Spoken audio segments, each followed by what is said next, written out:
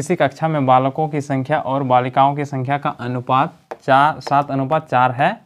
यदि बालकों की संख्या बालिकाओं की संख्या से 18 अधिक है तो कक्षा में कुल विद्यार्थी कितने हैं, ये हमें निकालना है। ठीक है, तो इस क्वेश्चन को हम लोग सबसे पहले प्रॉपर तरीके से सॉल्व करेंगे, उसके बाद हम लोग इसे शॉर्ट में सॉल्व करेंगे। ठीक है, और ये हम लोग सॉल्व करते हैं। ये प्रॉपर तरीका है, उसके बाद हम लोग शॉर्ट में आएंगे। अनुपात हमें दिया गया है, यानी कि बालकों की संख्या और बालिकाओं की संख्या। तो हम लोग मान लेंगे बालकों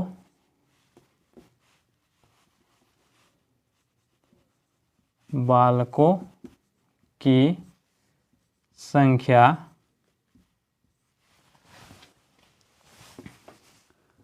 और बालिकाओं की संख्या का उभयनिष्ठ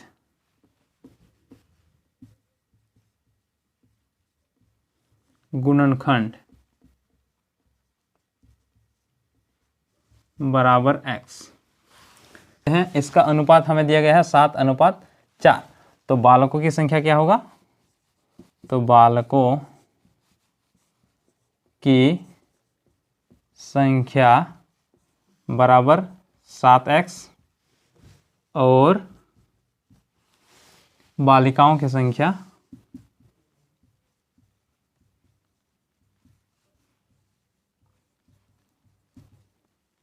बराबर 4x। ठीक है, यदि आपको ये समझ में नहीं आया तो यहाँ देखिए, मान लेते हैं आपको कोई संख्या दिया गया है, दो संख्या 50 और 30। ठीक है, ये संख्या दिया गया है और आपको कहा गया है इसका अनुपात निकालिए। तो आप लोग क्या कीजिएगा, अनुपात निकालने के लिए 50 अंश में और हर में 30 लिख दिए।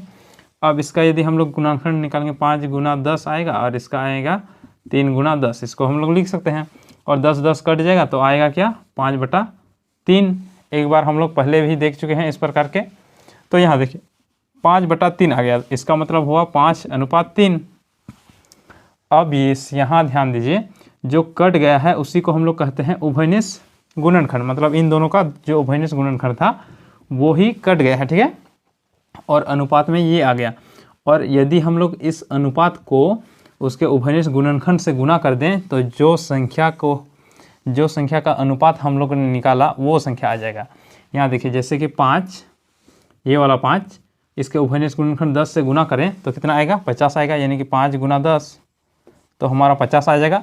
उसी प्रकार ये के लिए यानी कि 30 के लिए ये अनुपात 3 गुना उभयनिष्ठ गुणनखंड 10 यानी कि 3 गुना 10 तो हमें मिलेगा 30। ठीक है, तो हम लोगों ने क्या किया, पहले ही मान लिया है उभयनिष्ठ गुणनखंड x और ये है उसका अनुपात।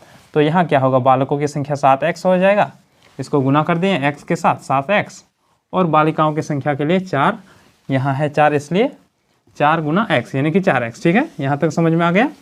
चलिए अब हम लोग आते हैं प्रश्न से यहाँ हम लोग लिखेंगे प्रश्न से।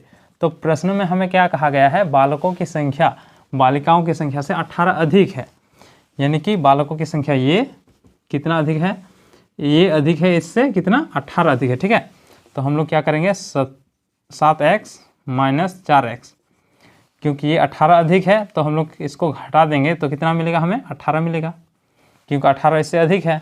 तो हम लोग घटा दिए तो हमें प्रश्न से हम लोग लिख देंगे और ये समीकरण हमारे पास आ जाएगा।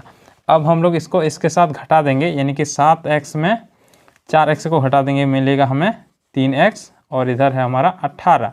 अब यहाँ देखिए 3 को यदि हम लोग यहाँ गुना में है तो इधर ले जाएंगे तो ये भागा में आ जाएगा, तो हमारे पास आएगा 18/3 और ये कट जाएगा, यानी कि x = 6 आ जाएगा। क्या आया, x = 6।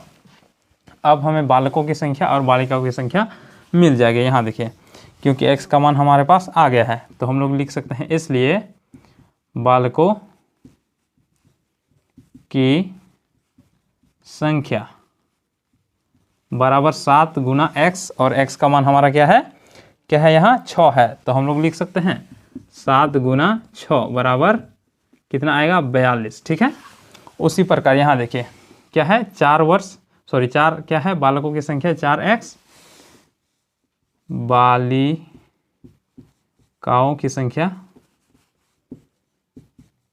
बालिकाओं की संख्या बराबर क्या है 4 गुणा में 6 इसलिए क्योंकि x का मान 6 है, तो हमारे पास आएगा क्या 6 4 24, ठीक है। तो हमें ये तो नहीं पूछा गया, हमें पूछा गया है कक्षा के कुल विद्यार्थी कितने हैं, तो इसको हम लोग प्लस कर देंगे। तो कुल विद्यार्थी बराबर क्या होगा 42 प्लस 24 यानी कि 66 है, ठीक है। तो आइए अब हम लोग इसे शॉर्ट में सॉल्व करते हैं। शॉर्ट में देख लेते हैं। तो हमें दिया गया है अनुपात और इसका अंतर, तो हमें क्या करना है अनुपात को घटा लेना है। अनुपात को घटाएंगे तो 7 - 4 कितना आएगा 3। अब 3 में कितना गुना करें ताकि हमें 18 मिले, तो हमें किससे गुना करना होगा 6 से गुना करना होगा। तो इसलिए हम लोग 6 से गुना करना होगा। तो हम लोग 6 को 7 से यदि गुना करेंगे तो हमें बालकों की संख्या मिल जाएगा, ये वाला 6 जो अनुपात में दिया गया है वो वाला जो हम लोग का 6 यहाँ निकला है, उस 6 को इस अनुपात से जो अनुपात दिया गया है उससे यदि 7 से गुना कर दें तो हमें 7 से गुना करेंगे तो बालकों की संख्या मिल जाएगा,